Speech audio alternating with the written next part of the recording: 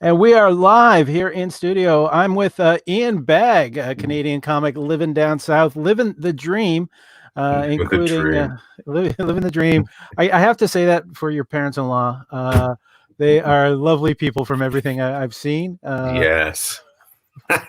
Your entire in-laws, in fact, seem to be fantastic people. Ian is originally from British Columbia. He lived in New York for a while. He's wow. Okay, let's see. You did the Tonight Show with Leno. You've done the Late Late Show. You've done Conan. You've done you've got a special on Comedy Central, HBO, Showtime, and that one is the most recent one. The most recent one is Conversations, which is on iTunes, Amazon, and Google Play, and Roku. I don't know if Roku, which I not sure. As a Canadian, I think I was sort of blocked trying to get into it. It might require just a special subscription. But it's you generally you log on average about 100,000 or over 100,000 air miles a year touring. This year has probably been given a little bit of a curve. Yeah. But you're a big BC boy who loves hockey, and you got into comedy. I think I met you first at the Just for Laughs festival many years ago. Yeah. You've done Just for Laughs. You've done Aspen. You've done pretty much. Hi, how's it going, Ian? I love those intros. I was like, I've done fairly well for myself, even though I'm feeling like crap. I blame the in-laws. The in-laws are crazy. Yeah, that was fun. That was a good time. For people that don't know what you're talking about, I did a show. We did a pilot and then one extra episode for A&E called Ian Bagg Get a Real Job. Which is about my in-laws trying to get me out of comedy and into their business, which is clam and oyster farms. And they think I eat nachos for a living, so it's quite interesting. Yeah, so it's a good time. But they're very nice people, and they're from the South, so I have to deal with a lot of red hats with trying to make places great again. Okay, there's a little bit of a shake. All right. To me, you are very rapid fire. You're very to watch you. You're very rapid fire. You're on the go. You're mouth to mouth. You are very engaging with the audience, which means that your live shows are not really that standard in comparison to people who have their script and they follow it. But when it comes to writing, because I know that you write your bits as well, because you're also a storyteller. How do you usually approach writing something? Because I know you make it seem like it's off the cuff, but most of my stuff is off the cuff, to be honest with you. What I do is I log information. So if I talk to somebody, I have some sort of knowledge about them. So I log a lot of information. I do write stuff. I usually write on stage is where I do my stage. I do my writing. What I'll do is I'll take an idea, take it to stage, and work it out on stage. So it'll just be StreamYard. I'll take StreamYard on stage, and then I'll just ask, how many people have heard of StreamYard? And then I'll have, my complaints about StreamYard, and I'll have my likes about StreamYard, and we'll just have a conversation. But most of my shows are conversational, I try not to, my big thing about crowd work that I hate is when somebody has something prepared for somebody's, has the answer already prepared. I don't want to know what you're going to say to me, and I don't want to push you into me saying something. Sometimes it works out where I've said something before and you answer and I'm able to say that. Yeah, I'm not going to lie there, but I don't push you towards saying something so I can answer. If that makes sense. Yeah, no, that completely makes sense. It's the tool of sort of like guiding the conversation to get the answers that you want or need to set up the jokes.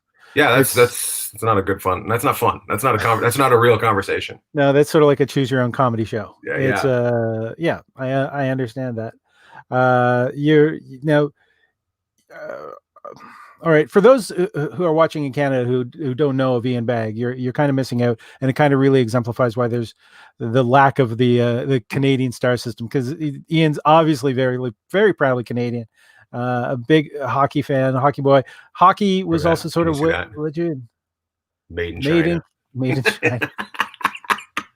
Little Canadian flag made in China. Love it. Oh well, Sorry, yeah. sorry. Uh, Yeah. I just, yeah. I'll let you talk. Sorry, I was interrupting. No, this is supposed to be an interview. So why don't you explain to me like when your first inklings about like you enjoyed being the funny guy? When did that sort of come out? I read it in your on your blog or your website, but it was one of the places. Uh, Well, I was the fifth grade, and I made Shannon Butler laugh, and I remember just the feeling of what. Like she started to laugh, and then other kids started laughing. I'm like, oh my god! So and then I was like, man, I remember being able to make people laugh long and hard enough that I remember one school year, my whole goal was to not make anybody laugh because I was having so much trouble in class, and that lasted probably about a week. And then like, why is he not talking to anybody? I'm like, because I was, but my goal was not to make anybody laugh. Thanks, Gabriel. Gabriel's nice. Gabriel O'Massey. oh Yeah. yeah, Gabe is a very fantastic funny guy. Who's he's doing some YouTube stuff now that we're locked up. He's Montreal based. Oh, really? Yeah. Uh, Nice. yeah. I'm gonna have to check it out. That's awesome. I have to check it out. Yeah, but that's how I figured out that I could make people laugh, and and I could get away with things. And then I played hockey growing up, and I used to be the funny one on the bus. I just would sit on the bus and make people laugh. That's because you travel all over the place, and yeah, it was just fun. Reading on your website, you said that you realized you didn't have what it took to go. You're a big boy. I gotta say how like I'm you five be eight. you're what No. 5'8" plus another foot. I'm 6'4", and my fighting weight's about 225, but I'm nowhere near my fighting weight right now. So yeah, so I'm probably 40 pounds, 40, 50 pounds heavier than I should be. But it's just, yeah, I was big, but I grew up with guys that went and played the NHL, and they left home at 15, 14 years old and went and played. I was a mama's boy. I didn't want to go. And I remember the first time I got punched in the nose in a fight, and I was just like, this sucks. And my rest of the time playing hockey was trying not to get punched in the nose because it just hurts so much getting punched in the nose. But it was fun. Hockey was so much fun, but I just didn't, I didn't the drive that I have for comedy, I didn't have for hockey. And it's funny because hockey has meant so much to my career, to be honest with you.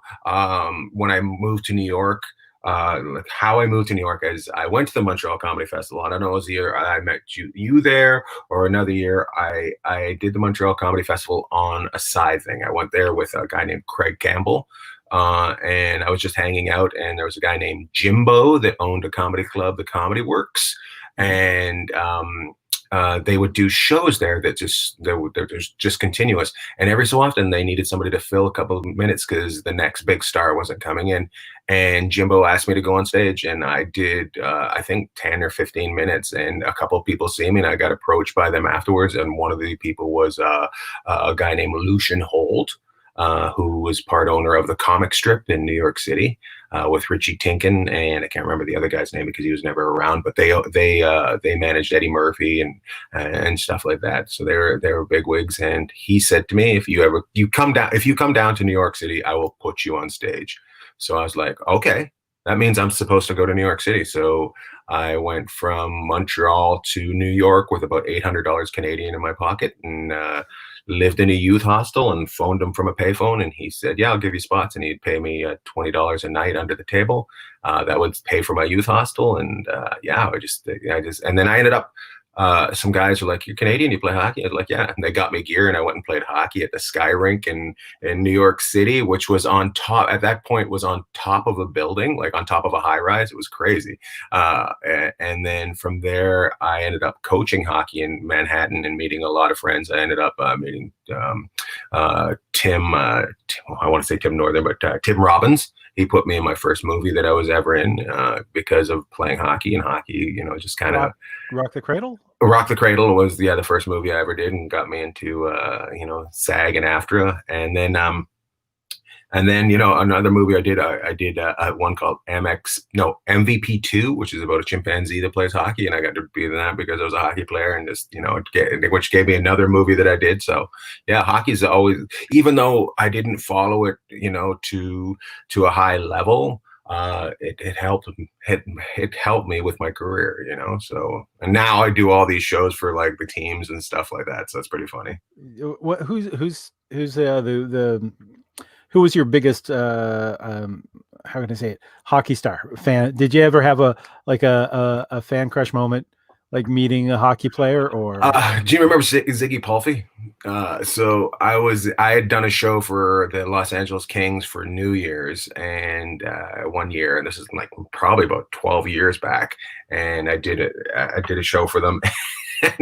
And they all talked to me and liked it and stuff. And then I happened to be in a Best Buy about a month later, and I heard from across the room, "Hey, there's that comedian. Hey, there's that comedian." And Ziggy Palffy came running up to me, and I was like, this is so confusing because he's a huge star and he's running up to me, and I'm just like, oh God. So yeah. But yeah, I've gotten. I last year I did a thing for some people in Detroit, and I was sitting at a table with John Davidson and Scotty Bowman. So I'm just sitting there. It's just me, John Davidson, and Scotty Bowman. And they're telling stories, and they keep looking at me like I know what they're talking about. I'm like, I have no idea what you guys are talking about. sorry. Me and Sergei Fedorov never hung out. I have no idea what so, it was really fun.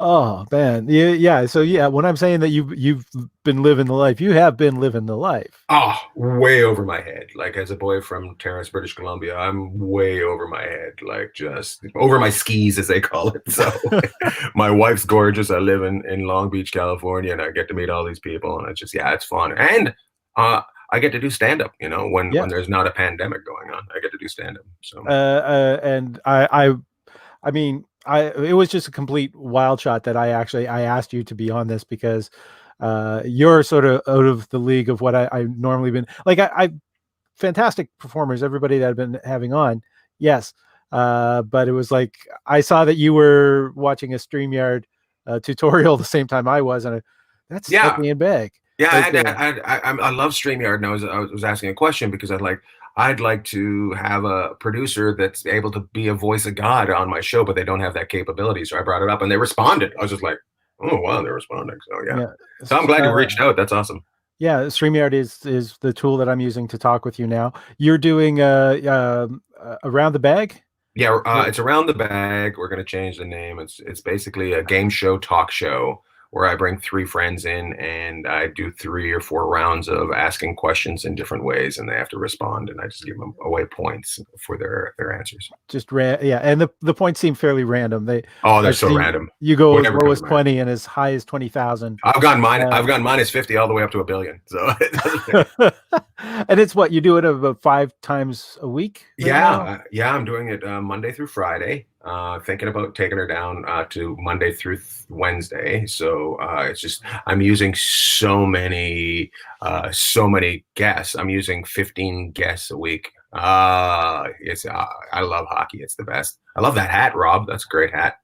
I love it. Yeah. So yeah, I do the show, and it's just fun. It's just it's an extension of my stand-up. To be honest with you, I'm able to chirp and have a good time with my friends, and instead of it being strangers. And sometimes it is strangers because I have people on that I have never met before, and we just have a lot of fun with each other. So I also love the fact that you called it chirping, because that is such a Canadian hockey heckle term. Yeah. So yeah, you're getting to now. I'm surprised Twitter doesn't use chirp more. You know what I mean? Like I just like well, everybody's chirping on there, so I don't know why they're not using that. So I think if you chirp on Twitter, you end up getting banned. ugh, It's Twitter yeah. There's what's the past tense of tweet? It's twat. yeah. There we are. You are okay. So yeah, normally you be okay. You say it's over 100,000 miles air miles a It's year. way more than that. The reason I picked 100,000 was because that's when you hit top level on the airlines. Yeah, So I'm on United and I'm on their top level, and so I just like yeah, we'll just go 100,000. But yeah, I'm always flying. but so how many weeks out of a year are you traveling Good question. So normally? um, I at one point I was up to about 46 to 48, and I took her down to about 37 to 42, so my wife wouldn't leave me. So and I wanted to catch her with her boyfriend, so I took her down with that. No, Get so it to carry. 37 to 42. Yeah, Yeah, 37 to 42. It depends, you know. So and of course, you know, those other weeks I'm normally working. So yeah, just locally. yeah, Yeah, it's one of the things as Canadians that we don't really get. We don't have the ability to like no, 2 hours be in a completely different no. market. And to be honest with you, that was one of the reasons I left Canada. There just wasn't enough work. You know, it's a completely different system up there. So, and I wanted to get really good, and I felt moving to New York was going to put me on stage every night, multiple times, and I was right. So, you know, I get frustrated with Canada every so often. I don't understand unless you're a headliner why you're not allowed to go on every stage in the city. You know, they try to control you. They should be trying to make you go on every stage to get you better. So when if or and I like to say when you break in some sort of star way, you come back and you remember them. You know, it shouldn't be that they can. You know, nobody ever runs back to the person that controls them. They run back to the person that accepted them. You know, Yeah, so, and you. you don't answer because I don't want to affect your career at all. I was just actually going to say if anyone has any questions, they can just pop them in. And Rob's just asking what neighborhood you grew up in. With Uh, Terrace, British Columbia. Terrace, British Columbia, northern BC, so up near Prince Rupert, around there, and right across from the Centennial School. Yeah, sorry, Terrace only has one neighborhood. You're correct. We only had one neighborhood. It was just a bunch of kids running around. Stupid. I don't know why they had more than one school. Didn't make sense. And Craig, are you still in touch with Craig Campbell? I know he's Uh, I haven't doing in his thing in the years. I UK. haven't in years. I know he's over in London. One of the guys I see over there every so often is Tom Stade. Yes. I started out with Tom, and Tom's always been really funny to me. And the last time I seen him, I was just so funny. I was just like, my God, just a different level, and I loved it. It was so great. Yeah, Yeah. when I met you, I was working from Branch Yes, and he was like you and Craig and Tom were like among his favorites. So Oh, it that's was funny. What's he up to now, Brent? he's working for television side of the festival. Oh, that's nice. Do you But do you still work at the festival? no, no, No. Oh, no. was there trouble? Uh, Was there trouble? so we're not affecting my career, and no, I have a good Fans of mine. relationship with the festival, so Oh, it's really? Yeah, yeah, they're not fans of mine. They were, and then they weren't, and sometimes that happens. And I appreciate everything they did for me. But yeah, yeah, good for they, them. I understand with them because they want to rehearse and verify material before it goes on, and whereas you're so interactive with the audience, it scares some of them, and I think Brent was one of the guys that was sort of behind you Hmm.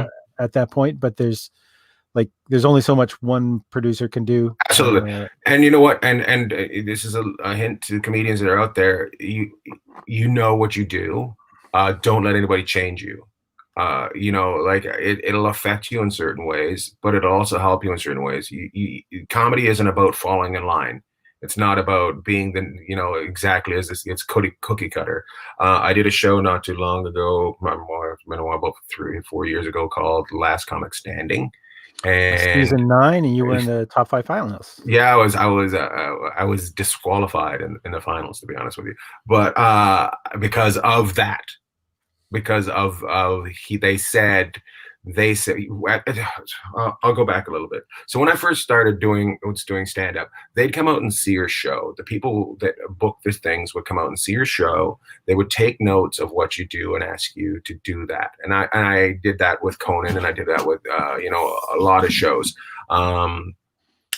But the way I do stand up built, like I did a crowd work, and I did move things around in my show, and that frustrated with some of the people that that was their job to keep that in line, and that frustrated some people, even though we have to remember their job isn't to make you who you are. It's for them to make you what they want for the show. So you have to remember that. There's two different things. So nobody's ever going to make you a star. You might break out as a star doing what they need you on the show if you can fit it into that square, right? That happens. Sometimes they loosen the square up. With me, they've done it a lot in my career. They've loosened the square up so I can do what I do and see. But it wasn't always that way.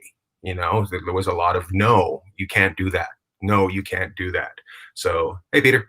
I had to learn how to put my do that. But so going back to it, I did a show called Last Comic Standing, and this is what I'm saying to a comic: when you have to do what you do, and know you have to believe in yourself. I did it with some great guys that never got through the second round, like some amazing guys that never got through the second round. And the reason was they made us go into a room with one of the producers, and I'm not going to say her name.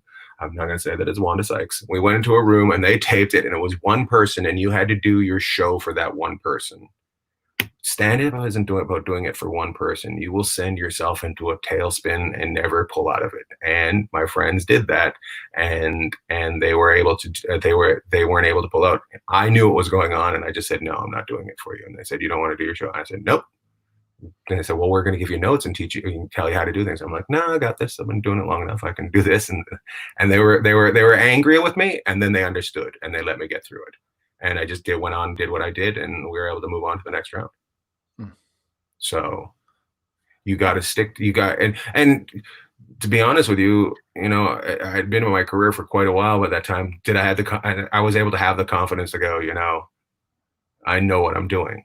You're not always going to have that confidence. So, and the big thing is about finding your fans and sticking near your fans that are in the business. Say Brent. Stick near your fans. Don't try to change somebody else into liking you. Stick near these other people. Stick with what they do, because you're going to hurt yourself trying to change them. They'll never change. And you've been you've done Adam Carolla's podcast. You've also Jimmy Kimmel's comedy club. You're like a regular there. Yeah, I have my own show in Vegas when there's not a pandemic. Right. I mean, like you've done WTF with Mark Maron. Yeah. I've known Mark for years. I met Mark in Montreal, to be honest with you. Like I was, just a young comic in Montreal, and I bring it up with him. I'm like, you used to make me smoke pot with you. You used to force me to smoke pot with you, like because I thought you were cool. So he was. I told him you're kind of like that older cousin that sometimes they pretend you exist and sometimes they don't. That was Mark. It was just a little bit of jail time. It's so you're a good BC boy, and somebody had to force you to smoke pot. I was tough. Regional stereotypes. Shit. This I definitely want to get into the pilot. You said it was A&E for yes. Get a Real Job. Yes. Yeah. I'm sorry. I watched the first episode. It was that was great. I liked it. I sort of binged a bunch of stuff this week to sort of catch up. but I your mother-in-law is a treat. Just Oh, she's a treat. she doesn't really have a filter. No, which is why she gets along with me, even though I don't. Yeah, yes, she's So my in-laws are divorced. My Yeah, father-in-law's remarried, and then my mother-in-law is not, and probably wants to kick every man in the nuts. But she's just she's just funny. She's just I call her the mumbler because she mumbles things like she'll just but she'll be taking people down while she's mumbling them into it, and it just says something. And we would just give her, it was we wanted to do at the time we sold it as it was I want to say I can't remember how many years ago, but it was Duck Dynasty was huge. It was Duck Dynasty meets Larry David. That's how we sold it.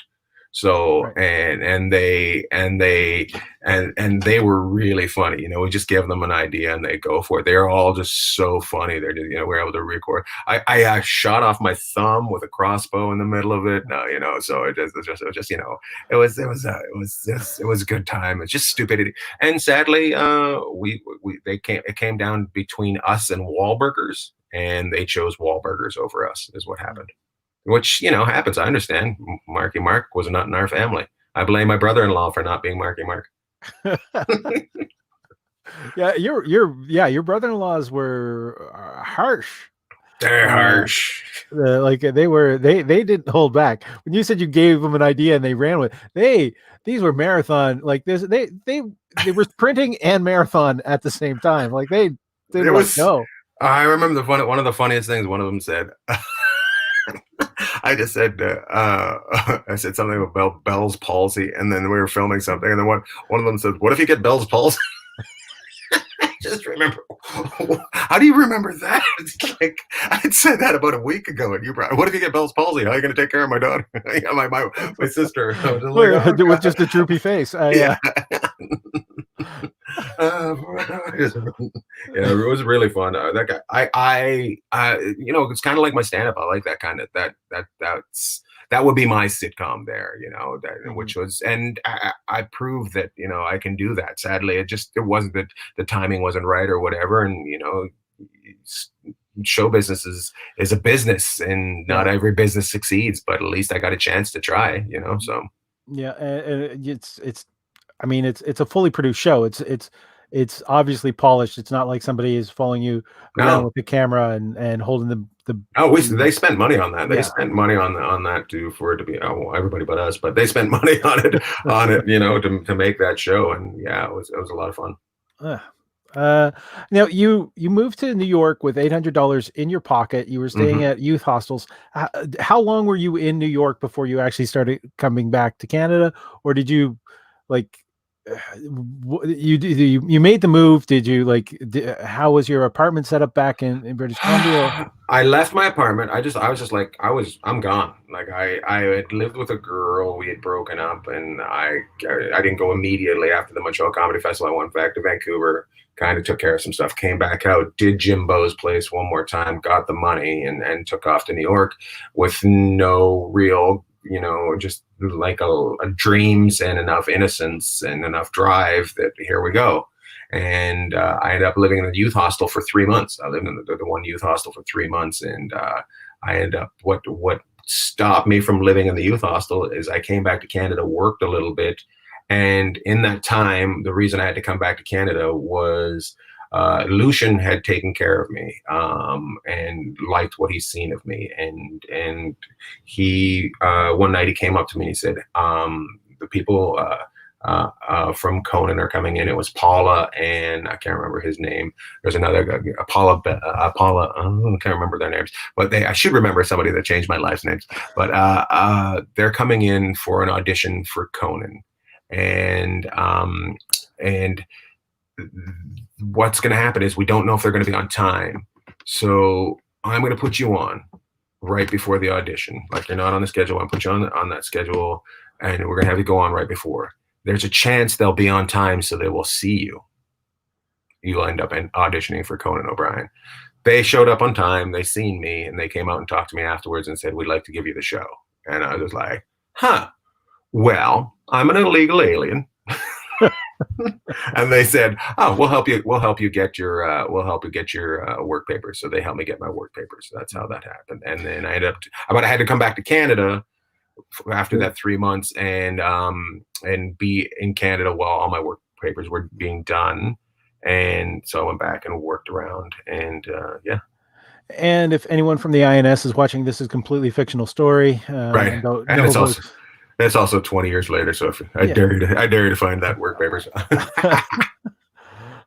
Yeah, I don't know Yeah. what the statutes of limitations are, but it's Yeah, we'll find it. yeah. So you came back for your 3 months, and then Right. Move back to you New York. moved back to New York, and you had your papers. Now you were living in New York. You could actually legally be making money, and Hmm. uh, you did your thing.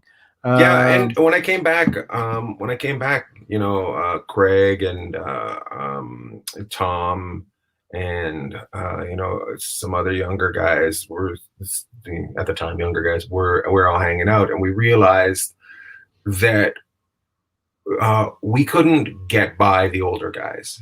Like the older guys were going to get the work because they were there. yeah, So we were stuck where we were. Some of us would get a break every once in a while, but we weren't gonna. So we all figured it out. We're like, we got to go someplace. Tom and Craig decided to go to Europe, to England, and I think there was a couple of them, other guys, and I think for the most part, it all really helped us all out that we left because we the, weren't stuck in a place that I call it socialist comedy where everybody gets just equal time. the UK sort of became a gold rush for a lot of people. The Uh-huh. United States, because of the higher bar to get in, Right. And I was lucky. was Like the fact that a yeah. kid from Terrace got to go, I was just like, I just remember thinking, oh, this is interesting. Well, here we go. So. Now I've heard you tell the story on stage. I mean, being like a small town Canadian boy, Hmm. you had a distinctly American moment while you were touring. Somebody pulled a gun while you were on stage. Yeah, sorry, my phone's ringing. Uh, how can I call you later? There we go. I was in. He was in Burbank, and I was doing a show. Earl Skakel was there. Earl took me there, and I had just gotten off stage. No, how did it go? Sorry, it's been such a while. So I was coming off stage, and some guy came running in with a gun, and and started shooting, and he shot in the air, and there was a couple army guys there, and they pushed him around, and then we all just kind of just started like running. We were all running, and some of us, I just remember ending up in a closet, and it was a makeshift room. So and I just remember thinking, I'm not doing these things anymore. Like I'm doing comedy clubs only. That's what I'm doing. So I stopped doing it. That was the one time that was very American. The other time was I was in Dallas, and a guy stood up and threw glass at me, and it was a rock glass, and I was in front of a brick wall, and it hit the brick wall, and it fell to the ground but didn't break. And he was like a huge man, and I said, you got to do less. I said, less squats, more shoulders is what I said to him. And the whole crowd laughed at him, and he ran out of the room saying, I'm going to get my gun. And I was like, holy shit. Because it was in Texas. It wasn't in Texas, California. And yeah. I was like, he's definitely and they followed him out, and he got in a purple Porsche and drove away. And I said, what happened? And they said he drove away in a purple Porsche. And I remember thinking, oh, he can't afford again. He couldn't afford the Porsche that he wanted. Nobody buys a purple Porsche. Unless they like alliteration, but it's It doesn't matter. Yeah. I've had a couple interesting things with. I remember a guy telling me that he was going to call INS on me. I'm like, I'm completely legal, you dipshit. Like this, yeah. and then you know what that was over. That was over. This I was in Florida, and this is the year after the Canucks lost to Boston, and he was from Boston, and he was yelling at me. he was yelling at me about the Canucks losing to Boston, and I said something to him which just sent him like completely off the deep end. I'm gonna get you deported, and I'm like, you're not gonna get me deported. Nobody's gonna get deported over the Boston Bruins beating the Canucks, you douche. So, good times. You get the cup. You don't need to. Oh, so interesting. America's just such a weird place. Just, to be honest. You know what? Sometimes I just turn to my wife and I ask her questions, and she just looks at me and she goes, I don't know. Because she's American. I don't know. I don't represent the entire nation. Yeah, I don't know. Because I was just like, yeah, didn't the South lose the war? I'm just like, she's like, yes. I'm like, well, why did they name things after them? That doesn't make sense at all. I don't know. It's not like we have a lot of statues of George Washington in Canada. Yeah, exactly. Or even this, like they have a statue of Trevor Linden in front of the Boston Bruins garden. That's you know what I mean. That's what it makes no sense at all. It's just like he played hard. He played hard. To think most of those statues were not like funded and put up until like the late 1800s, early 1900s, like well after. Yeah, doesn't make sense. All right, yeah, we're all right. I definitely enjoy your view, especially considering what you mentioned about your family being Southern a bit.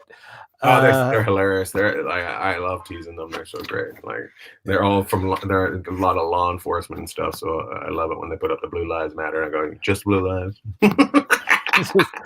How long do you have to choke them for it to be blue? All right, but Canadian comedy. Have you kept up with anything about like the cast, the Canadian Association of Stand-Up Comics? Oh, I don't know that at all. No. No. Okay. Like years ago, Brent Butt did like sort of tried to unionize Mark Farrell and all those guys. That was before you, and then recently it's the Canadian Association of Stand-Up Comedy. They're actually made some inroads, and you can get health benefits now, and that's good. It's sort of like SAG for comedians. That's cool. Yeah, I think it should be. Yeah, I think there should be a minimum that these guys get paid, and I don't think there should be a maximum that they should get paid. That's great that they're taking care of their own. The problem with stand-up is there's no lock on the door. Anybody can walk in. Yeah. Does that make sense? So the guys that there can be guys that just have that just doesn't make sense that they're still there. Like it's crazy. That's so I don't know. You're only as good as your last show, but the thing is, there's you have the situation with bookers who are booking not by talent but by math. Is if I have a comedian, I'm going to get this amount of people. Doesn't matter if that comedian is you, is Wanda Sykes, or is the drunk guy down the street. He thinks that it's all kind of the same. Yeah. It doesn't matter to them. They don't care. And also, it's funny is that's the same guy that doesn't tell the people that he's going to do comedy. Just in the middle of a dart tournament, a stand-up light comes on. Yeah, exactly. Like, hey, we're having a dart tournament here. Well, I'm going to tell some jokes, and then they're mad. There's mad anger. So yeah. I'm not a big fan of makeshift rooms. I think they're great to start out with. I had this conversation with somebody before. There's a time in a stand-up's career where quantity over quality matters. Like you just do everything, but there's a time where quality matters more than quantity. Yeah.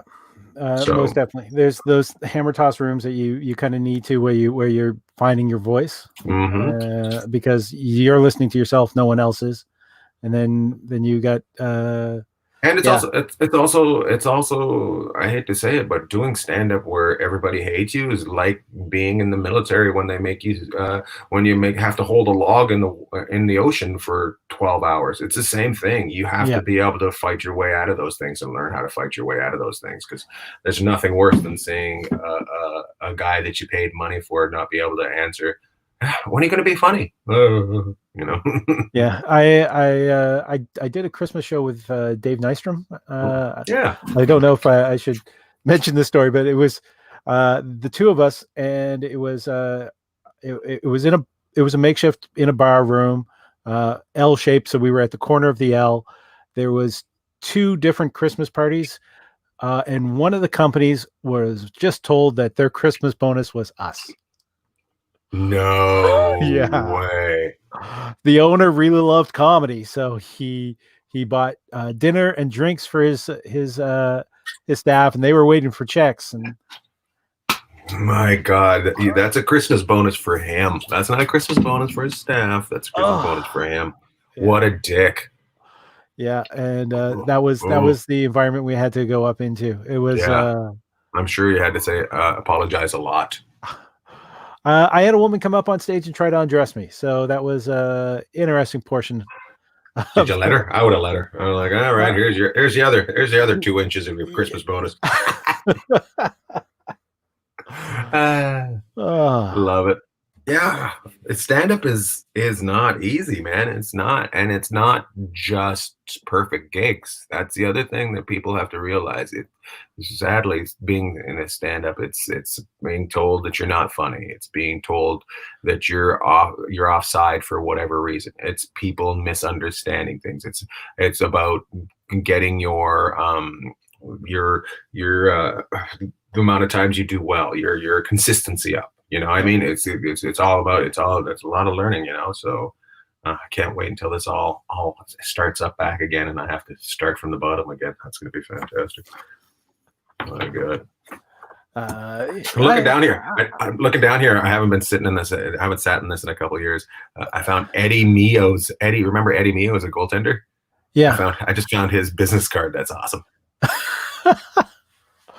He's a player. He's an agent now. He's a player agent. He's a player agent. Have you? No. I was all right. I'm gonna plug my cousin. So I don't. Okay. James Long. Are you familiar with him and his James artwork? Long. No. Yeah. Tell me more about it. Okay. Well, okay. Most recently, he's done some basketball stuff. But damn it, why did I have to mention it? I shouldn't have mentioned it. I'm gonna look it up. Yeah. I'm gonna see if I can bring some of his artwork up. But yeah, he painted hockey masks. Oh, really? For a long time, and then he's done. Let's see what I can add in here.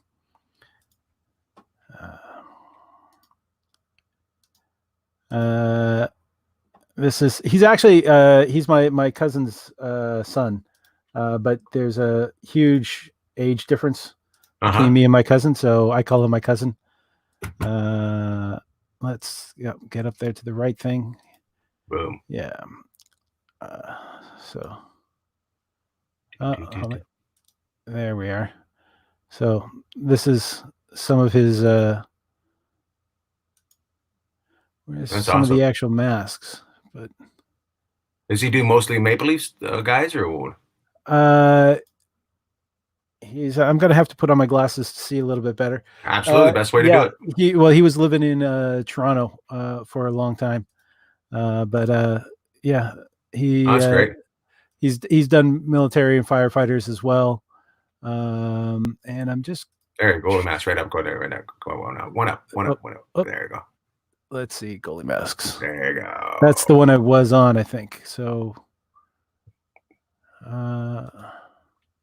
this is yeah,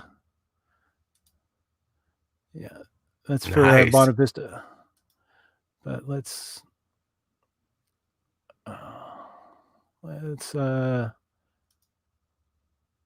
I like the advertisement part of your show. It's pretty cool. Yeah.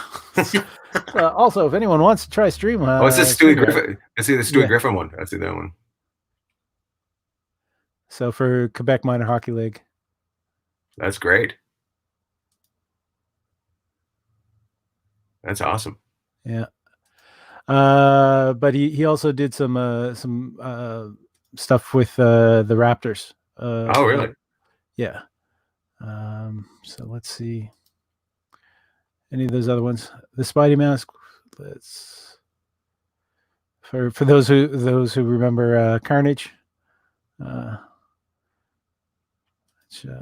End up Woody Harrelson played him in the movie, the Venom movie. Wow. I love it. Yeah. It's great. But yeah. So yeah, I probably shouldn't have brought that in, but it's Doesn't matter. I like it. yeah. So yeah, he's a huge hockey guy and hockey fan, and he got to paint some goalie masks that went around. What made you Um, start doing these? Doing these, Mhm. the not being on stage. Ah, so you I started at the same time, basically. I did. Yeah, I got sort of well, a little bit of the stir craziness. I had a bunch of ideas in my head of shows that I wanted to kind of do online, and Hmm. then I never did them because I was out at night or doing Yeah, whatever. exactly. And Hmm. then I found StreamYard, and StreamYard was so easy. Like Right. when the lockdown first happened, I tried to learn OBS, and I just StreamYard sort of came up one time, and I just took a look at it, and it was just so much easier to It's use. funny. Yeah, StreamYard was my second one. The first one I used was BeLive.tv, Right, and that's owned by the Russians. So I'm pretty sure I'm compromised. So all the software that's in. yeah, yeah, Uh, you got your Hawaii phone and everything. yeah. Uh, we're all Canada, sending diplomats back and all that wonderful stuff. Uh, Love it. ah, shoot. So okay, so what you have going on now is you got around the bag. Hmm. You've put a temporary hold on Ian Bagg bought a house. I've stopped doing Ian Bag bought a house. I just started doing this, much more fun for me. I did a couple. We did a couple scissor reels for Ian Bag bought a house. So I was just talking to a production company the other day, and they would still like to sell that as a TV show. So we'll see what that happens, whether that happens or not. This is more my speed. I've always wanted to be a game show host and do stand up, and I think this is more like it. It's also to me, it's talk show, game show Slash game show. hybrid, and also what it's not an infomercial, which talk shows basically are now. It's Yeah. actual questions, so it's getting to learn somebody, which is way more fun. So It's also I know that you're going to be changing the name from around the bag, but it's better than suck my balls. That was Suck My Balls was stolen by a guy from Edmonton. He came up to me, and goes, "I just want to let you know." And he he was part of the Fringe Festival there, and he goes, "I'm going to do Suck My Balls." And I was like, what? Because it was something I'd done and I'd forgotten about it. It goes, I'm going to do your game show online, Suck My Balls. And I was like, what do you mean? He goes, well, I'm going to do it at the Fringe Festival, but I'm going to change the name. And if you want to be part of it, you got to let me know. I'm like, I don't want to be part of it, but that's just a weird way to say that you can't come up with anything. yeah. And apparently he does it. He does suck my balls. So it's just what it was you would lose. You would lose. There was a big thing of gumballs, and if you would lose, you have to put more gumballs in your mouth, and it was just more gumballs in your mouth. You had to answer questions. Suck my balls. So you'd put Ian Bag's balls in your mouth. Like Okay, what names are you thinking about changing around the bag? I really don't know. Right now, we don't know. I just had a conversation with a company down here, and they want to be involved in the show, and they wanted to change the name. They wanted me to come up with 20 names, and they want to pick one. So I don't even know yet. I like Ian Bag Ask. I like Ooh, that. Ian that's Bag yeah. Asks, which is a tough thing to say. Ian Bag in my brain, because it's basically from my brain. Mhm. Around my brain is kind of fun, or stuck in my brain, or something like that. But Yeah. I think my name has to be in it, Ian Bag. You know, Yeah. I think To the promotion.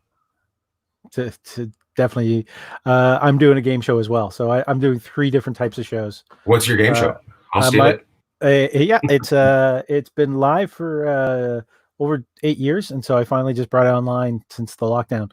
Nice. It's called Battlecom, so it's battle comedy, but it we sort of found a niche with like the Comic Con markets. Uh huh. So we take the live show is six stand up comics. We take four for the online version, Uh huh. and all of them are given three topics ahead of time. It's like the debaters on meth.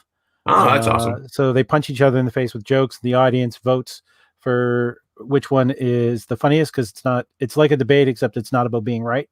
Mm-hmm. We learned from Fox News. It's yeah. I like it. There was a game in Australia. I'd go to the Australia Melbourne Comedy Festival. They used to play cricket comedy, and Mhm. it would be one stand up would go up, and then the audience would give points for after that stand up, and they're like with like six comics on each side, It was pretty Right. funny. I like that. They're like they would it was fun. You go out there and they'd count how many laughs you got. It's like this is stupid. Well, this isn't quite the same, but if you feel nerdy enough, we give them topics like what's the best defense in a zombie apocalypse, or Oh, uh, what actually one of the Carolyn, ones we got coming up this week is what Pixar movie would be best matched with what R-rated film. mm, So mm, all the comics make their choices, mm. and then they're positive on their first round, and then they have to be negative with the other person's on the second round, Oh, and the audience is voting who wins each round. I love it. That's great. Yeah. I One of the things about StreamYard is I enjoy the live comments and being able to chat with Yes. people. They play a lot on my show. The people come in and play a lot, so it's really good. Yeah. Yeah. Unfortunately, this is probably the fact that we are middle of the day. I Uh-huh. normally get more comments That's okay. in the People evening hate one. me. Goddamn Canada. You You're can a hate me. goddamn national treasure. You're a treasure, son. Remember, you're a treasure. My mom likes me. That's all that counts. Yay! Mm. How often now? I know that your wife's family has featured in a couple things, including the Ian Bagg bought a house. Like Yes. there's those comments are in there. Your Canadian family doesn't feature. Well, honestly, we the Canadian family was featured down the road. To be honest with you, in Okay, so it was budget. That's why it was. So right. yeah, I have another one that's based on our families. Canada meets the South, because that one wasn't so much built on me being Canadian. It was built on me being a comedian. Comedian. That's what that one was. So I do have another one that I hope to sell at some point, and I work on with a guy named Luciano Cosmari. I don't know if you know Luciano. He's a writer out of Toronto. Worked with the Kids in the Hall. Worked with Right. everything.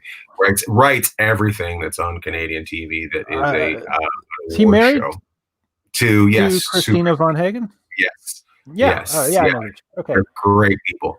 And I wrote something with him. He did more of the writing. I just came up with a couple of things, and yeah, it's based on Canadians ending up in America or the South. So yeah, we tried to sell it to a Canadian TV, to Canadian TV, and they're like, "Who are you? Why would Yeah, you be here?" that sounded too much like CanCon to them, obviously. You know what was really funny about we ended up in a meeting in CBC, and it's all about me living in the South, and being a Canadian living in the South, and they're like, "Well, does it have to take place in America?" Just like, Does well, Rick Mercer need to talk to Americans? yeah, yeah, it was very interesting. I'm like, well, this could probably, seeing how the whole show is about that, probably it's best if I don't move from Terrace to Smithers. you know. If all right, I do have to sort of wrap up. Is there, Sure do. if you have, could you give like maybe 3 recommendations of comedians that people should probably research while they're online that you think Yeah, sure. deserve Yeah. more attention that don't have it? I can. Chad Daniels is the funniest guy out there. To be honest with you, he doesn't need any more attention. But if you don't know him, you should check him out. His name's Chad Chad Daniels. Daniels. He's absolutely hilarious. There's a guy that does a barbecue show. He may not need more attention in stand up. He's really funny, but his barbecue show is fantastic. His name's Dave Williamson. You find him. He's out of LA, but he used to be in Florida. But his barbecue show is absolutely fantastic and I love it when you see a comedian have as much passion for something else other than comedy, and Dave has that for that. That's why I bring that up. And then I think who else? Hold on. No, I'm going to go female. Let's go with a female. Caitlin Palufo. She is hilarious. She was on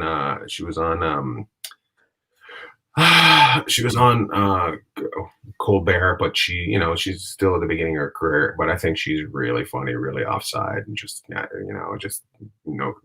no second guess. Caitlin Palufo. Palufo. Palufo. Yeah. I'm gonna. Caitlin can be spelled so many ways. I'm not gonna be able to It's put a that one. C. It's a Caiten. I can.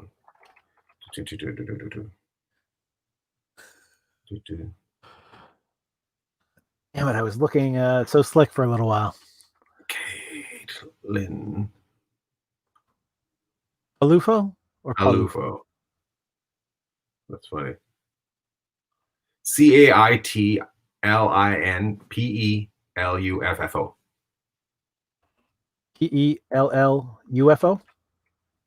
Double FO. Peluffo. Oh, let's see. That's not right. Caitlinpuffo. Yeah.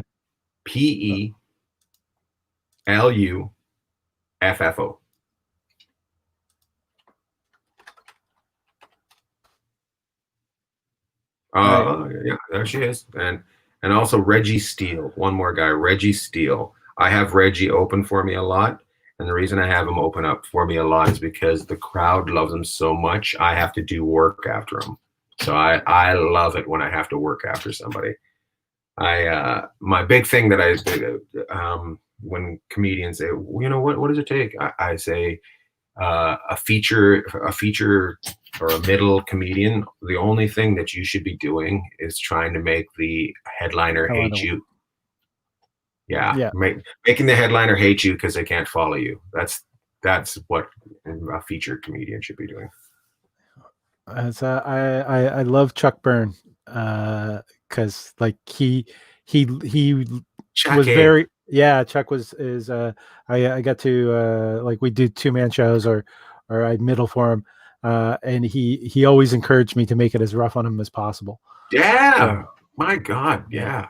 Who wants to be? Yeah. Uh, I will love somebody all day that is tough to follow over somebody that just wants to sell 3 t-shirts. Exactly. All right. It's ianbagg.com. Okay. And the YouTube channel is youtube.com, Ian Bagg Comedy Channel.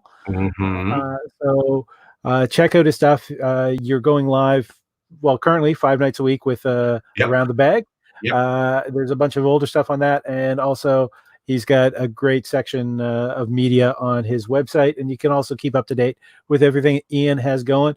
He's already got his dance moves down. I'm also doing. Can I push this? I'm also doing everything. every couple of weeks. I'm doing Ian Bagg Live ?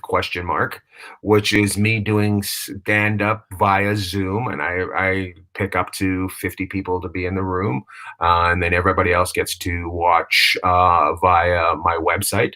I just basically I'm in your house kind of, and I get to chirp you about your house. So make sure you're decorated. Make sure you don't leave your dildos up behind you. Because I'll bring it up. It's just fun.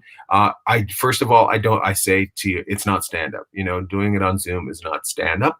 Yeah. It is close to it. And if you want to just come and have fun with me, follow me on Instagram or Facebook, and I put out an invite, and I invite people, and it's free.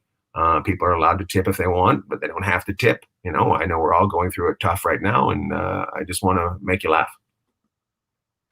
That is awesome. I've been encouraging people. Normally, this goes by tips. I encourage them to support bail funds or any kind of donation for Black Lives Matter. Yeah, why we're going through all of this.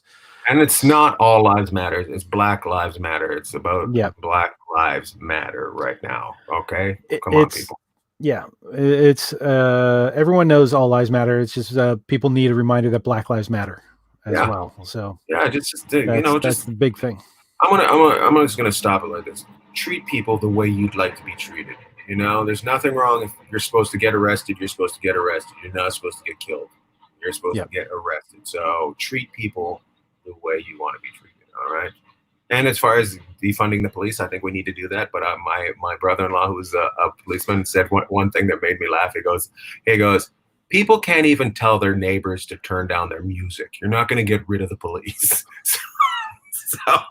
So remember that, people. We gotta be smart here. Let's all get it together. We got to be neighbors. Is what we got to do. Yeah. All right. All right, bud. It was Thanks for having me. There's no way I could stop you from being on this channel. I'm pretty damn sure. The powerhouse that is Ian Bagg. He was from Terrace, BC, Yeah. and he was strong, strong, strong.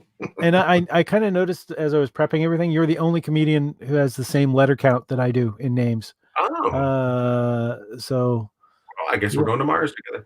yeah. All right. That's what Life on Mars. Let's Mars. get Bowie to do the soundtrack. I love him.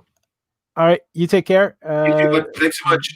My pleasure. This has been They Talk Funny. I'll be back later tonight, 7 p.m. tonight, with Delisa Chapanda from the UK, the Malawian comedian. Cheers.